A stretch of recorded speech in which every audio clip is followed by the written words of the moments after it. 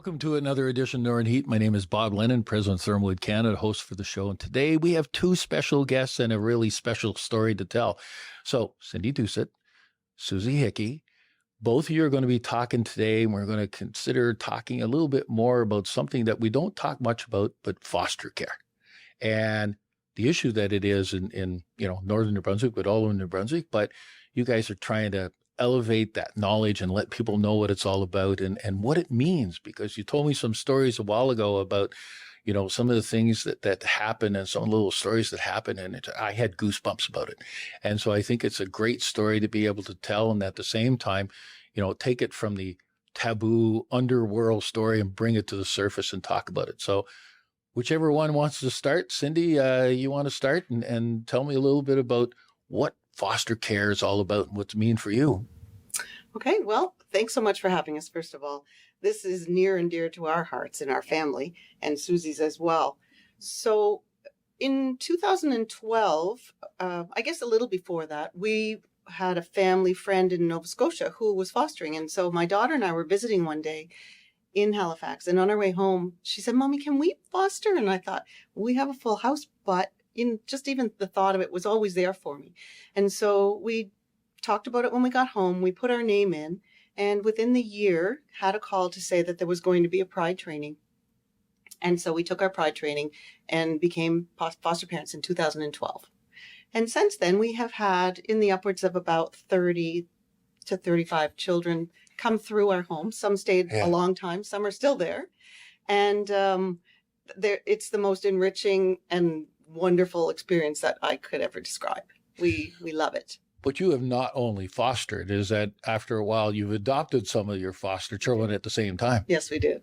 We have 3 biological children who are older now in their 30s. And we have a set of twins that we adopted, and they're 20. And then we have a 12-year-old who we adopted just last year. But he was our first foster baby. He was 6 months old when he came into our home.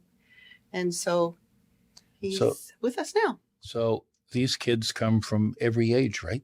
They do. Like, it's not just, and the numbers, I was kind of looking at some of the numbers that you shared with me, and provincially, those numbers aren't small. They're a huge number.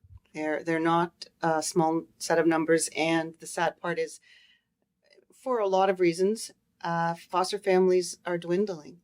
And I think one of the reasons is retirement. So a lot of the people who were involved in fostering over the years are getting to a point in their life where they just feel like they need to stop. It's you can only do it for so long, I believe. Although we have a family here, I think in Saint-Sauveur, I believe they lived.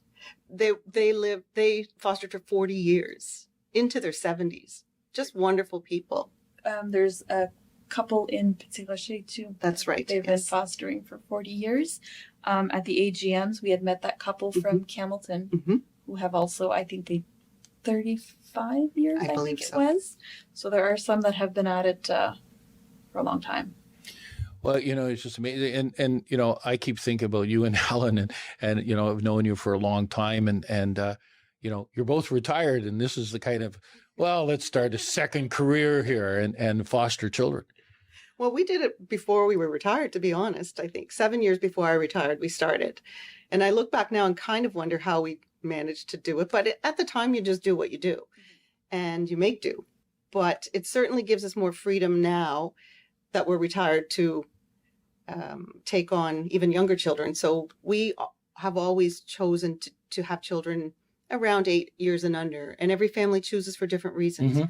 But we often have babies, and we love babies, but they're with us all the time. Some of the older children go to daycare during the day for socialization, and that's giving us a little break and time to clean and do laundry. But the babies are there all the time, but we love those babies. So being retired gives us that opportunity.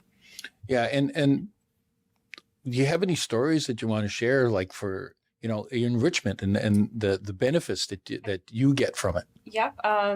One of the biggest things for me, and I'm sure Cindy's seen it with her family too, watching my biological daughter just blossom into almost a little advocate. Like she'll speak up for these kids and go to bat for them almost. And she's only 11. So it's been incredible to watch her, because this is the only life that she knows. We've been doing it since she's 4. or we started the process when Yeah. she was 4. So like she doesn't really remember a life before, but as she's gotten older, she's become more aware of what's happening around her. And she's seeing things that she normally wouldn't have seen. But that's also brought out a side of her, like a level of empathy that I don't think would have just developed on its own, and just an awareness of some of the stuff going on around her. So I think that has been one of the biggest things that my family has taken away. One of my biggest learning curves has been with a sibling set of sisters that we have right now. And kind of like Cindy, we always thought that we would take in younger kids. And it was the first time that we've taken a child that is 10 years old for a long-term placement. And I've learned so much from that child. And she is giving me a life lesson right now that sometimes what you think is not what it's going to be. I don't know if that makes sense. But it's still, like I mentioned a while ago, it's like a society that's in the shadows, right? And so you guys are trying to bring it out of the shadows and start to get a lot more people understanding what it is, and awareness, as you talked about a while ago. So you've got some activities that you're planning and some stuff that you're doing. So what's up? Well, our local foster family association in Bathurst took a little dive in over the years, and I think COVID certainly helped with that. So we tried to revamp, and we met, and there's a group of 4 at the moment, and we decided that we were going to try to recruit and help bring forth knowledge towards what fostering is, and in doing that, perhaps gather some funds that we could use for the children and the youth that we service in terms of activities. So we have decided that we are hosting a concert, and it will be a community concert with local talent. And that's taking place on May the 4th at Bathurst Hospital. It's coming quickly, very quickly. Yeah. So we're really excited about it. The people that are participating are excited. Everyone I called to say, would you like to? There was just not a hesitation. Absolutely was the answer. So we're so thrilled with that. And while we're at the concert, we will have a guest appearance from a mom and daughter who were an adoptive situation, and their story is phenomenal. As I've said before, I've heard their story many, many times, and every time I hear them speak, it just brings tears to my eyes. It's a beautiful story. It has some sadness to it, but it's just, the positive is that no matter what, someone's out there for you. It's just, sometimes you don't even know that you will be the person. And a lot of people are afraid of what fostering could be or is. And I just want to dispel fear and just encourage people to know the benefits and the wonderful things that can come out of being a foster parent. And now in the new act, kinship is a big part of fostering. And kinship, we often think of relatives, but it's not only relatives of a child that perhaps has been taken into care, but also someone who they have a kinship with. And it could be a teacher or a neighbor or someone in their church or someone that they've met. And if they have that connection, then social development is encouraging these connections and perhaps living situations for these people that they have akin to. So it's a new twist. It's thinking outside the box. And I think it's a very positive approach. Well, and again, what you're trying to do is bring awareness. You want to be the myth busters and of all this, and say, it's not so bad. You can become a foster parent. And so if somebody wants to become a foster parent, how do they do that? Well, yeah, you can contact your local office. That's how we've been doing it in the past. But recently it's went online. So it's local office for what? Is it government or your social development? Oh, social development. Okay. So you would go there and you would speak to the person in charge. They'll send you the paperwork. You'll fill it out, and then you wait for a pride training.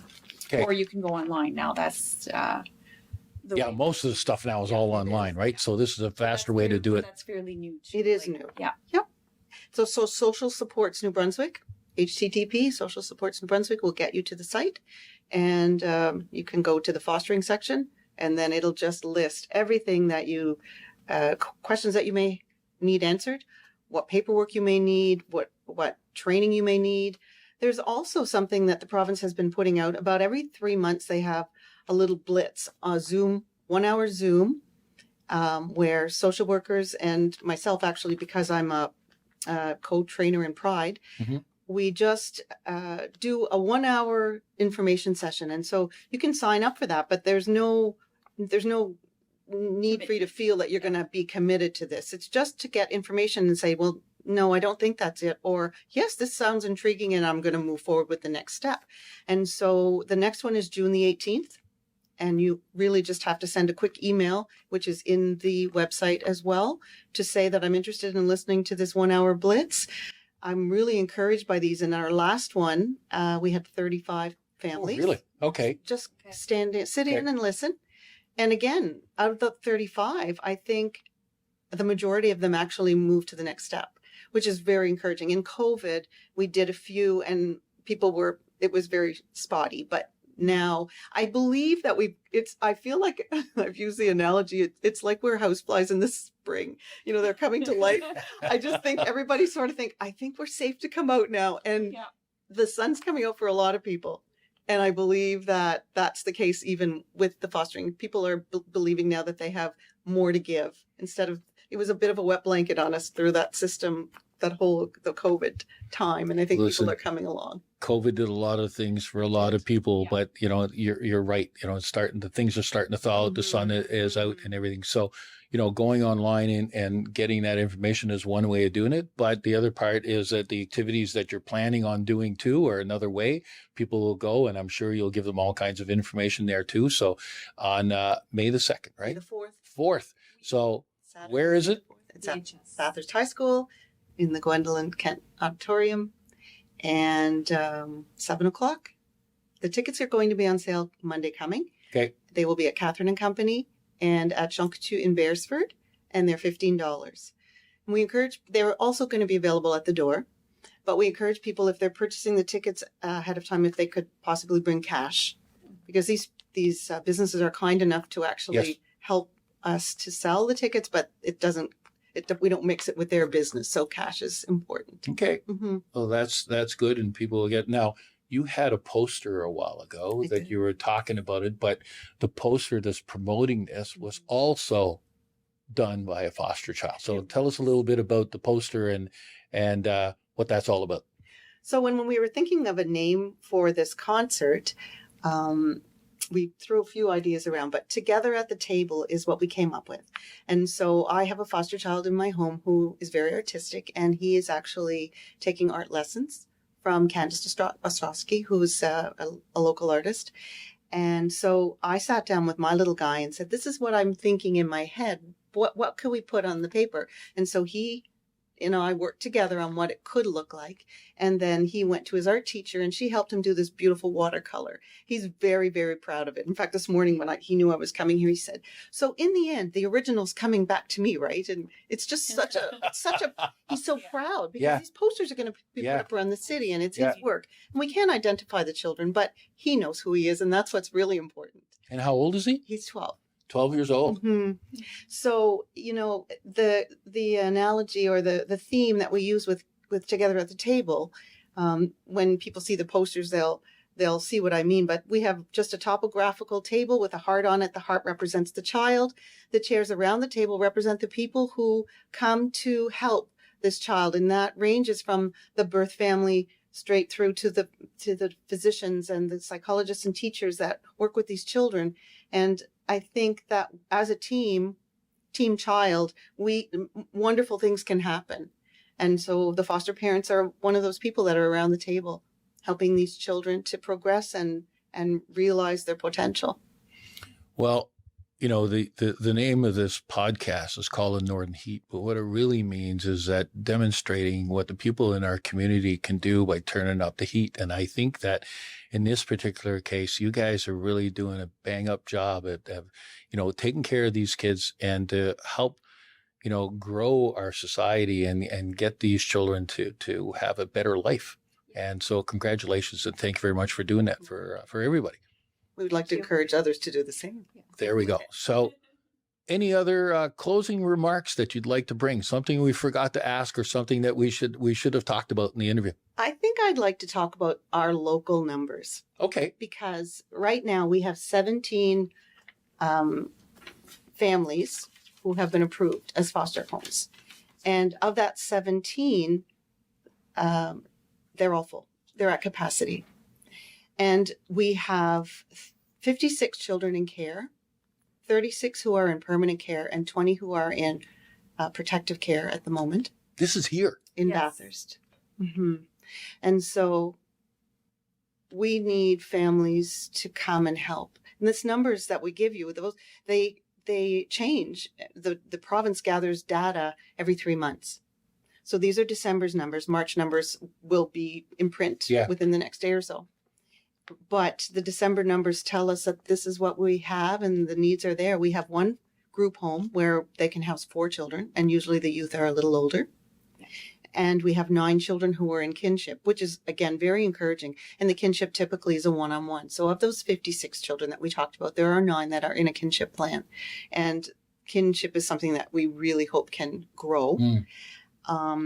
But in the meantime, I think I'd like to encourage people to certainly consider what fostering could be for you. And I understand that it's not for everyone. And people ask us often, how can you do this? And my answer is, some people golf, like it's just, I don't know. It's what we do and what we love. And you can't ever expect that everyone should be doing this, because I don't expect that. We all have our own passions, but I believe that there are many people out there that have an unknown drive or talent that they could be bringing to the table, but we need to dispel all the myths and the fears that come with it. And I think the first thing that I've heard people say to me is, oh, I don't know if I could give them back, or I don't know if I could do that would break my heart. And I just think, always the goal of a child in care is for the reunification with their family, because that's where they belong.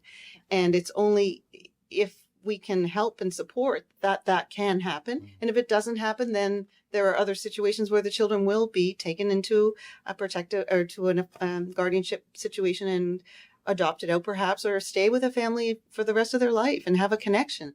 But I always think it's not my heart that's getting broken, it's the children. So I always have to put that heart first. Yes, it's sad. And when they go back, I'm not sad, I'm happy for them, but there's not a child that's left my house that I haven't gone in my room and had a good cry, because we love them, we miss them, but we're happy for them. Yeah. Well, listen, my hat's off to you guys and for doing this, and again, for doing the community. Hopefully that this interview and the exercises and the activities that you got planned will draw more people into the program with you guys. And because it's needed, it's required. Like you said, you're at capacity. A lot of people have retired. A lot of people have not even thought about it. And here's an opportunity. And when you're talking about those numbers of 56, is that the number that you said? That's a number that's part of when I looked at the numbers, it's 700 and some in the province of New Brunswick that are in care today. That's huge. 710 that's huge. As of December. Yeah. Well, listen, again, I wish you both the best of luck in your committee. And again, thank you. Well, thank you for the opportunity to share. So we look forward to seeing everyone on May the 4th at 7 p.m. Yes, we do. And there we are. Another edition of Northern Heat for this week, the place you come to listen to the stories that haven't been discovered yet.